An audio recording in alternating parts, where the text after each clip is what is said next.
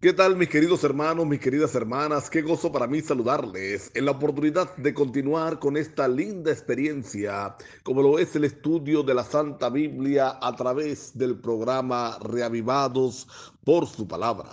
Es mi oración para que al estudiar el capítulo correspondiente al día de hoy, la gracia del Señor nos sostenga, nos fortalezca y nos permita el gozo de vencer en la palabra del Señor.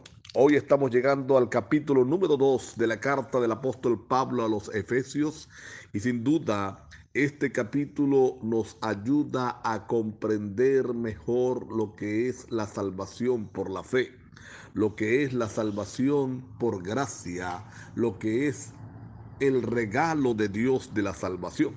Ustedes saben que el apóstol Pablo ha estado combatiendo, lo hemos visto en la carta anterior que estudiamos, la carta a los Gálatas, cómo el apóstol Pablo ha estado combatiendo a los judaizantes, cuyo contenido, cuya predicación se basa en salvación por obras, es decir, que el ser humano necesita hacer algo para poder alcanzar la salvación.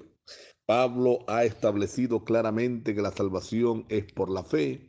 Y en este capítulo número 2 vamos a encontrar entonces nosotros las expresiones necesarias para comprender mejor este tema. Comienza el capítulo el apóstol Pablo diciendo, Él os dio vida a vosotros cuando estabais muertos en vuestros delitos y pecados. Lo primero que el apóstol Pablo va a resaltar entonces es que la gracia de Dios empezó a operar en nuestras vidas, empezó a operar en tu vida, mi amigo, en tu vida, mi amiga, en la mía, mucho antes aún de nosotros tener noción de Él mismo. Fíjate que dice que estábamos muertos en nuestros delitos y pecados, y estando allí en esa condición, entonces Él nos dio vida. Ve que no dice que nosotros ganamos esa vida, que hicimos algo para eso. Por el contrario, estábamos muertos en nuestros delitos y pecados. Sigue diciendo, en los cuales anduvisteis en otro tiempo, siguiendo la corriente de este mundo, conforme al príncipe de la potestad del aire, el espíritu que ahora opera en los hijos de desobediencia, entre los cuales también todos nosotros vivimos en otro tiempo, en los deseos de nuestra carne, haciendo la voluntad de la carne y de los pensamientos, y éramos por naturaleza hijos de ira, lo mismo que los demás. Mira lo que el apóstol Pablo está señalando en este lugar. Nosotros, por naturaleza, es decir, naturalmente somos hijos de la ira. No somos hijos de Dios. Somos criaturas de Dios. Todos los seres humanos somos criaturas de Dios. Pero nacemos separados de Él. Nacemos con inclinaciones naturales hacia el mal. Para nosotros es más fácil hacer lo malo que hacer lo bueno. Por esa razón, el apóstol Pablo nos considera hijos de ira. Eso somos nosotros separados de Dios.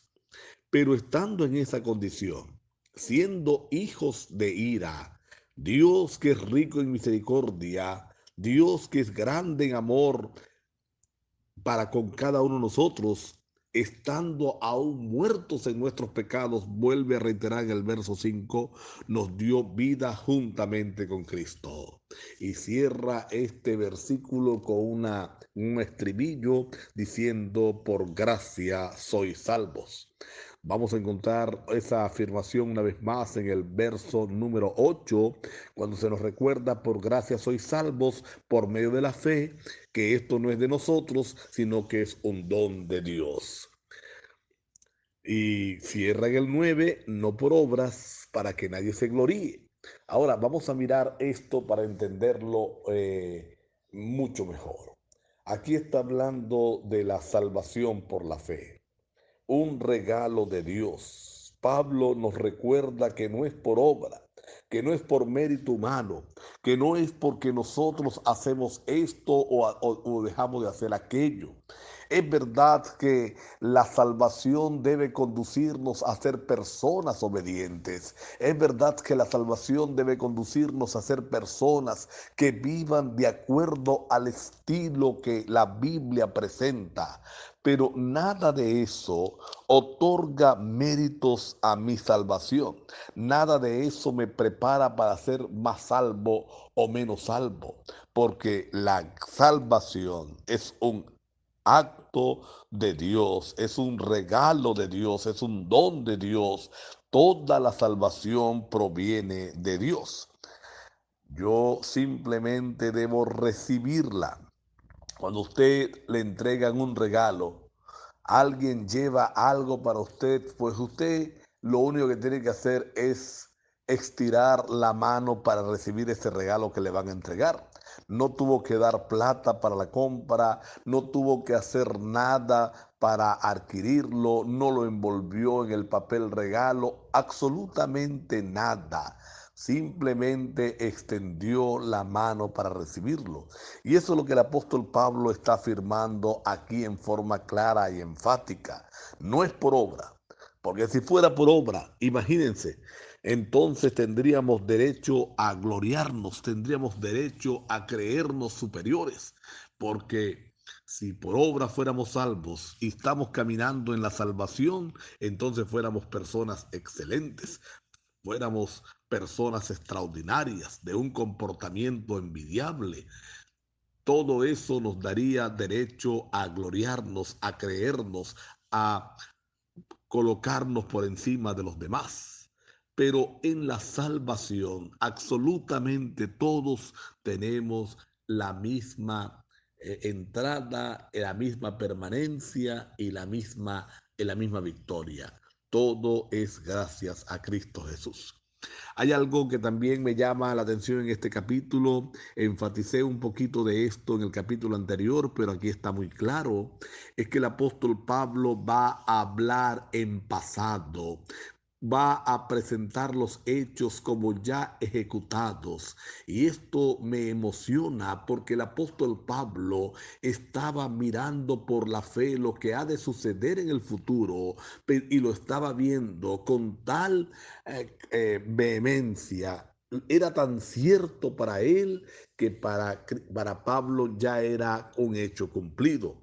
Dice el verso número 5, lo voy a repetir: aun estando nosotros muertos en pecados, nos dio vida juntamente con Cristo, por gracia sois salvos. Y mira cómo dice el verso 6, y juntamente con Él nos resucitó y asimismo nos hizo sentar en los lugares celestiales con Cristo Jesús.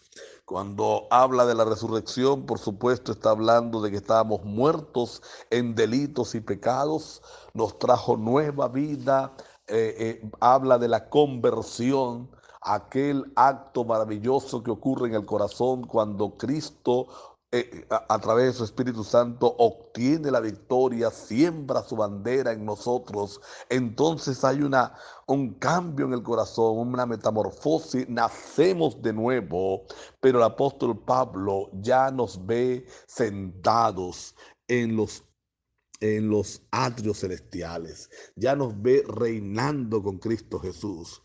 Y nosotros haríamos bien en imitar esto del apóstol Pablo, es decir, empezar a mirar la salvación como un hecho cumplido, como una realidad en nuestra experiencia.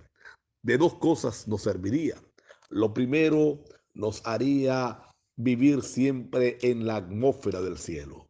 El apóstol Pablo vivía en la atmósfera del cielo, aunque estaba en esta tierra, aunque estaba predicando en esta tierra, aunque sufría los embates de este mundo que es propiedad de Satanás.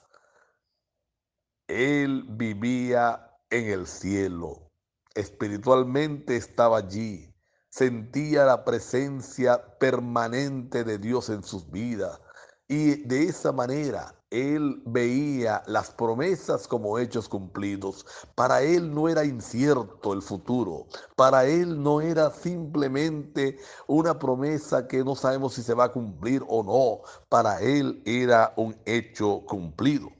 Lo segundo que esto nos ayuda es a vivir en victoria. Porque cuando entendemos que vivimos en la presencia misma de Dios, que caminamos en la atmósfera del cielo, entonces para nosotros la tentación no será atractiva, no será gustosa, porque vamos a preferir vivir para el Señor, hacer la voluntad del Señor. Vamos a preferir vivir en esa atmósfera del cielo. El apóstol Pablo les recuerda a los de la iglesia en Éfeso que en otro tiempo estaban sin Cristo, alejados de la ciudadanía de Israel, ajenos a los pactos, a las promesas, sin esperanza, sin Dios en el mundo. Pero gracias a Cristo Jesús, en la cruz del Calvario, entonces trajo otra vez la reconciliación. Reconcilió al hombre con él. Y el apóstol Pablo habla aquí de que derribó la pared intermedia, derribó las enemistades que había entre judíos y gentiles.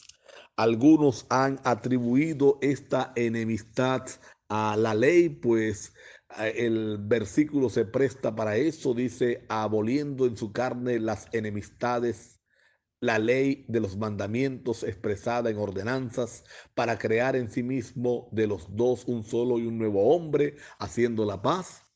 Pero realmente lo que Cristo vino a derribar, lo que Cristo vino a rehacer, la pared intermedia que Cristo derriba según el verso número 14, es esa pared que se había formado gracias a las añadiduras que el pueblo de Israel había hecho a la ley. Ustedes saben que Israel pasó de un extremo a otro. Antes del cautiverio babilónico, Israel vivió una vida perdida, llevando a la contraria a la ley. El pueblo de Israel fue idólatra por naturaleza, um, vivió en las costumbres paganas de los pueblos que le rodearon, y a pesar de todas las advertencias que Dios estaba haciendo, entonces no hubo manera de que cambiaran, e Israel y Judá terminaron entonces en el cautiverio asirio, las tribus del norte, y babilónico, las tribus del sur. Cuando regresan de Babilonia, entonces se fueron al otro extremo con el deseo de no pecar. Establecieron tantos parámetros alrededor de la ley, la acrecentaron de tal forma que la hicieron invivible, la hicieron poco probable de realizar, la hicieron una carga, y esa carga trajo enemistad con los gentiles, perdón, porque para los judíos ellos no tenían derecho a nada de la salvación. Dice la palabra de Dios que Cristo vino y derribó esa pared divisoria, alabado sea el Señor. Es decir, en Cristo Jesús, en su muerte en la cruz, todos tenemos el mismo derecho de salvación. Alabado sea nuestro Dios. Es verdad que los judíos tenían una ventaja. La ventaja era que tenían la verdad desde hace tiempo, pero esa ventaja, en primer lugar, no les daba ventaja espiritual, valga la redundancia, pero tampoco les ayudó, tampoco les sirvió, tampoco fue para ellos de gran bendición. En Cristo Jesús todos somos iguales. Por eso dice el verso número 19 que ya no somos ni extranjeros ni advenedizos, sino conciudadanos de los santos y miembros de la familia de Dios. Alabado sea el Señor, alabado sea nuestro Dios. Ese Cristo, la principal piedra de ángulo, es el fundamento de toda nuestra fe. Vamos a inclinar el rostro para tener una palabra de oración. Querido Padre que estás en los cielos, gracias por el capítulo número 2 de la carta del apóstol Pablo a los Efesios. Permítenos, Señor, gozarnos en la verdad de tu salvación. Ayúdanos a que comprendamos perfectamente nuestra función en la misma. Entender que todo depende de ti, que la salvación es por la fe, pero que esa fe nos conduce, Señor, a obedecer tu palabra. Gracias por escucharnos en el nombre de Jesús. Amén. Dios les bendiga, mis queridos hermanos, mis queridas hermanas. Lindo día para todos ustedes.